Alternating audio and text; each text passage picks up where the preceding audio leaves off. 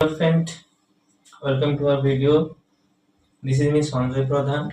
So আজকে আমি শুরু করতে যাচ্ছি new topic which is connection to the criminal act. So that first time বলতে চাইছি new criminal act এর আন্ডারে that is the culpable homicide and murder. Culpable homicide and murder is defined under culpable homicide defined under 100 of the BNS and murder is the defined under section 101 of the BNS.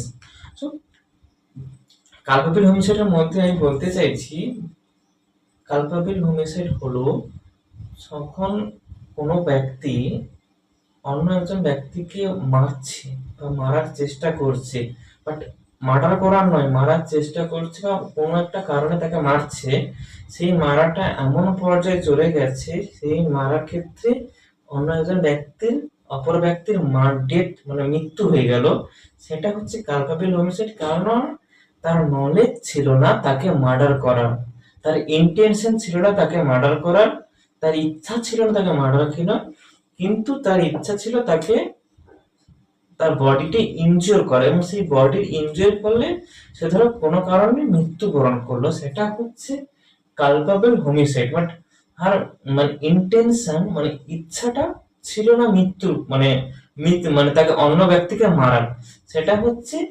কালপাবল homicide. মানে I have not present intention to the kill to the another person.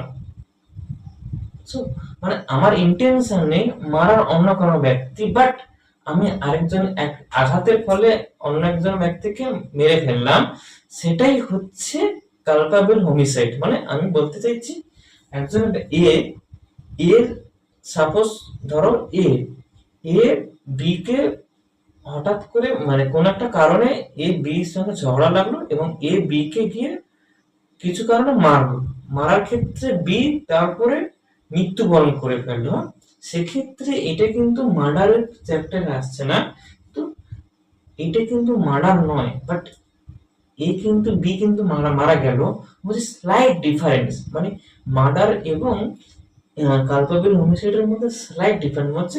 কি বলতে চাইছি বলতো, আপনি ধরো বির সঙ্গে suppose কোনো ব্যাপারে ঝগড়া লেগে গেল, কোনো একটা কারণে উত্তপ্ত হয়ে গেল, দুজন উত্তপ্ত হয়ে গেল, তখন রেগে কোনো একটা অস্ত্র নিয়ে বা কোনো কিছু নিয়ে বিকে মারলো, সেই মারার ক্ষেত্রে বি কিন্তু মারা গেল, বুঝতে পারছো? কিন্তু বি যখনই মারা গেল এর কিন্তু ইন্টেনশন মানে ইচ্ছা ছিল না বি কে মারার, কিন্তু বি মারা গেল, সেটাই কিন্তু কালপাবল হোমিসাইড। মানে বীর ইচ্ছা ছিল না বা বীর নলেজ ছিল যে বি মরতে পারে, এর নলেজ ছিল না, কিন্তু বি মারা গেল, এইটা কিন্তু কোর্টকে সবসময় প্রমাণ করে। মানে স্লাইট ডিফারেন্স থাকে মার্ডার এবং কালপাবল হোমিসাইডের মধ্যে।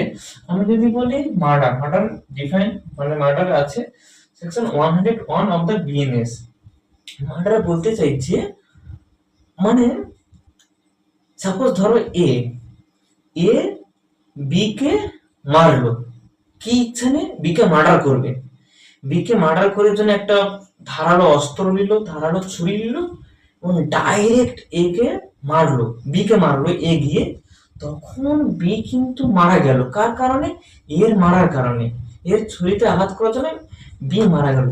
এখানে কিন্তু কি ছিল বলতো, ইন্টেনশন এন্ড নলেজ ছিল বি কে মারার জন্য, সেটাই হচ্ছে মার্ডার। মানে আমি যদি ডিফারেন্সিয়েট করি, মানে এতে কিন্তু কালপাবল হোমিসাইডে কিন্তু নলেজ ছিল না বা ইন্টেনশন ছিল না, তার ইন্টেনশন এবং নলেজ ছিল তাকে তার গায়ে আঘাত করা, তাকে বডির ইনজুরি করা। But if you see another point of view, that is the murder says that তার ইন্টেনশন এবং নলেজ ছিল দুটোই, কি কারণে? তাকে মার্ডার করার জন্য, সেই কারণে এ গিয়ে বি কে মারলো এবং বি মৃত্যুবরণ করলো, সেটাই হচ্ছে murder.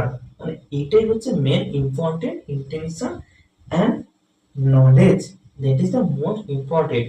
And culpable homicide is not amounting to murder. মানে কালপাবল হোমিসাইড কখনো মার্ডার হতে পারে না, কিন্তু সমস্ত মার্ডার কিন্তু আর কালপাবল হোমিসাইড সমস্ত মার্ডার হয় কিন্তু কালপাবল হোমিসাইড, এটা ডিফাইন করা হচ্ছে 101 এর ডিফিনেশন মানে ডিফাইন করা রয়েছে সেকশন অফ দা বিএনএস ভারতের ন্যায় সংহিতা নতুন ফৌজদারি অ্যাক্টে এসেছে এটা। এবং যদি আমি পানিশমেন্টের দিক থেকে আসি, পানিশমেন্টে যদি তুমি দেখো, তোমরা দেখলে বুঝতে পারবে পানিশমেন্টে কি বলা আছে, সেকশন 105 অফ দা কালকাবেল হোমিসাইড পানিশমেন্টে কি আছে, punishment is for lifetime imprisonment for life or not less than 5 years of the punishment or which may extend 10 years মানে একজন ব্যক্তি যাবজ্জীবন কারাদণ্ড হতে পারে, সেই যাবজ্জীবন কারাদণ্ড অথবা একজন ব্যক্তি 5 বছরের কম নয় 5 বছর থেকে 10 বছর পর্যন্ত কারাবাস হতে পারে, সেটাই কিন্তু কালকাবেল হোমিসাইড বলা আছে। এবং আমি যদি ডিসকাস করি মার্ডারের পানিশমেন্ট ডিফাইন করা আছে সেকশন 103 তে। সেকশন 103 তে বলেছে একজন ব্যক্তি যদি আরেকজন ব্যক্তিকে মানে ডেথ ক্রস করে, সেই ডেথ ক্রসের ক্ষেত্রে সেই ব্যক্তি পানিশমেন্ট হবে কিন্তু ডেথ পেনাল্টি অর মানে অথবা ডেথ পেনাল্টি মানে মৃত্যুদণ্ড অথবা তার যাবজ্জীবন লাইফ টাইম ইমপ্রিজনমেন্ট হতে পারে এন্ড ফাইন। ওকে, মানে যে কোনো একটা হতে পারে, যে কোনো life time imprisonment and death penalty দুটো কোনো একসঙ্গে হয় না, অর মানে অথবা যে কোনো একটা ওটা যে কোনো একটা হতে পারে। আমি যদি ডিফারেন্সিয়েট করি between culpable homicide murder and culpable homicide, দুটো ডিফারেন্সিয়েট করি, দুটো ডিফারেন্সিয়েটের মধ্যে এটা হচ্ছে মার্ডার এন্ড কালকাবেল হোমিসাইড। সমস্ত মার্ডার কিন্তু কালকাবেল হোমিসাইড হয় এবং সমস্ত কালকাবেল হোমিসাইড নাও মার্ডার হতে পারে, বাট ডেথ হতে পারে।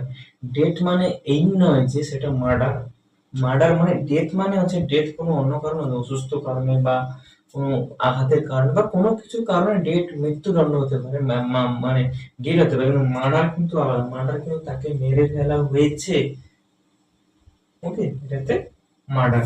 ওকে, এবং এই মার্ডার এবং এই এটা কিন্তু স্লাইট ডিফারেন্স থাকে, মানে কি বলতো, intention and knowledge that's the most important for causing death.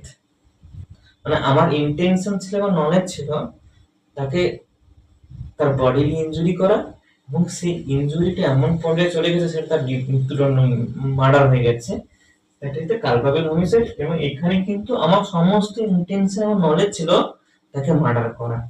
Okay, that is the murder under the BNS. So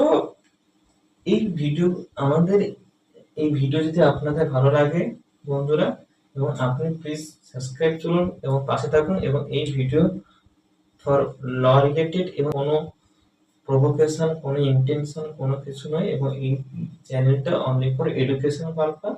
এবং এই চ্যানেলের মধ্যে দিয়ে আমি লয়ের সমস্ত বেসিক জিনিসগুলো সহজ ভাষায় এবং বাংলা ভাষায় আপনাদের সামনে পেশ করবো, এবং আপনাদের যাতে আইনের সম্বন্ধে ধারণাটা বাড়ে, বাট আইনটাকে আপনারা যাতে বোঝেন।